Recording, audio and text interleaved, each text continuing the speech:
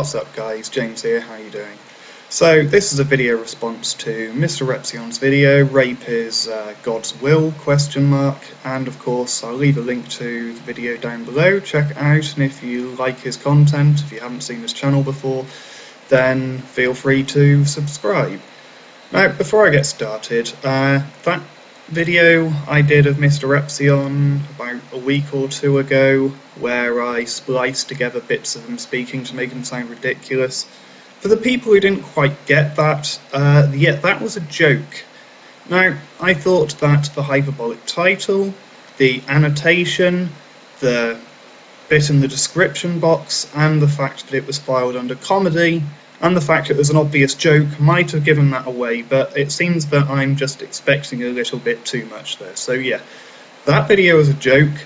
Now we've got that out of the way, let's move on.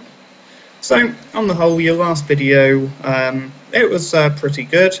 However, something you said in that video somewhat confused me, MrRepzion. People. For those of you who don't know, I am pro-life and I believe at life at conception. However, I believe that a woman should have the right to choose what to do.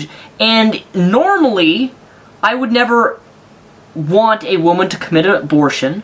However, I can understand why a woman would want to choose to have an abortion under the circumstances of rape. I cannot even begin to imagine what a woman has to go through mentally, physically, being raped by someone, and in the rarity of actually conceiving through that rape, having to carry a child of that rapist.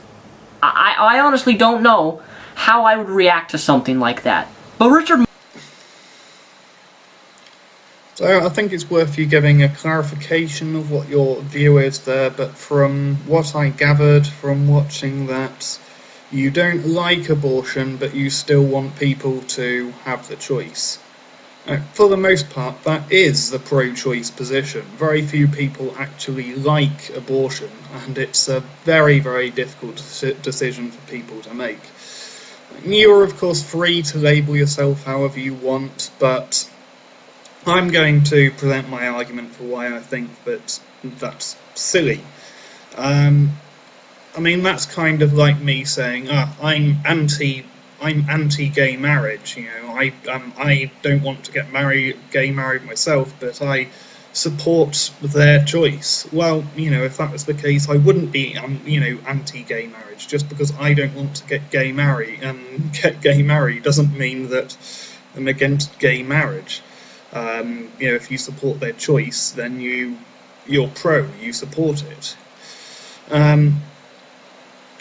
So yeah, if you don't want to do it, don't do it. But if you support their choice, then, by the way I would label it, that is pro-choice.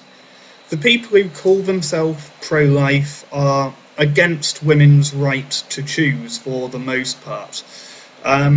And by taking the label, I think that you're kind of legitimizing their position. You say you think that life begins at conception, but this is just demonstrably false. What about identical twins?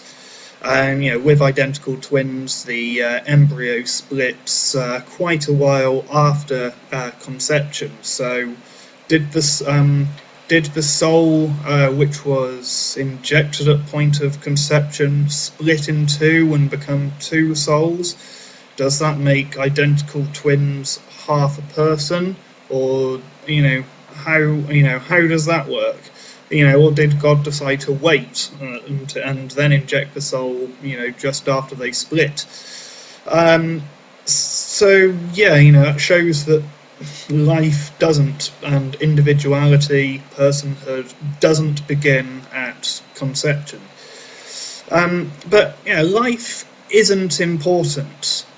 Personhood, possessing personhood, the consciousness, that's what defines something as being human.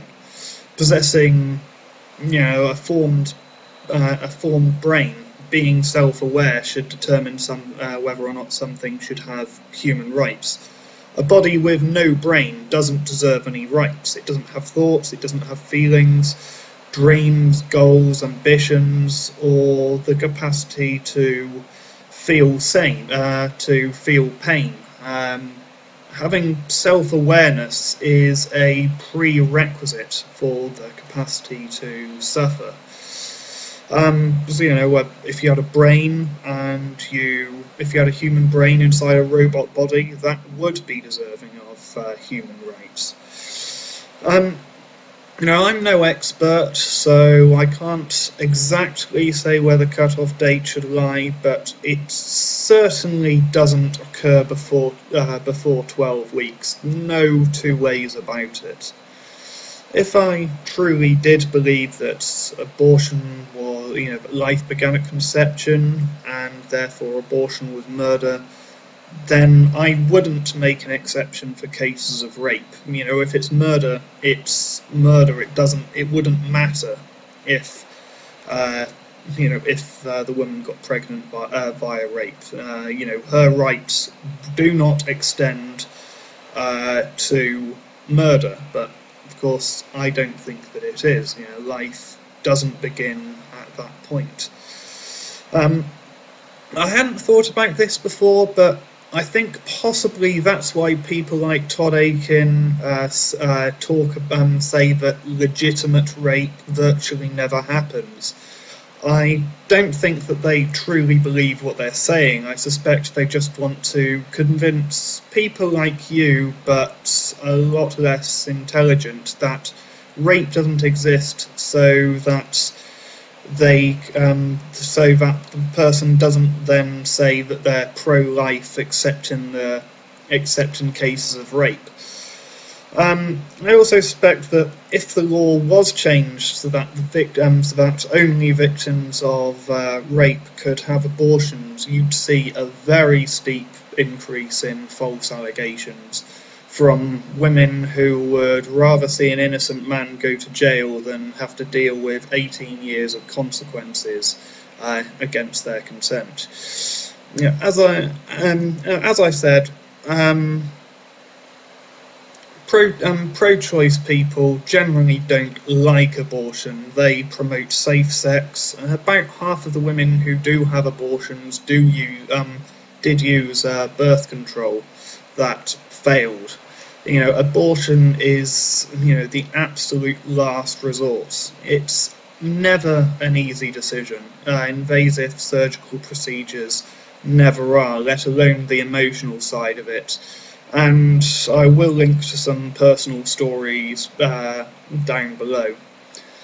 I think there certainly are times when it is the right decision, regardless of all the other ethical situations. And I for one prefer the option to unfit or unready parents bring up a child which isn't properly looked after. Anyway, it's getting late, so I'm going to leave it there for now. And for my MRA subscribers, I will be making a video about men's reproductive rights at some point soon, so stay tuned for that. But that's it for now, so comment, rate, subscribe, and I'll see you all soon. Ciao for now.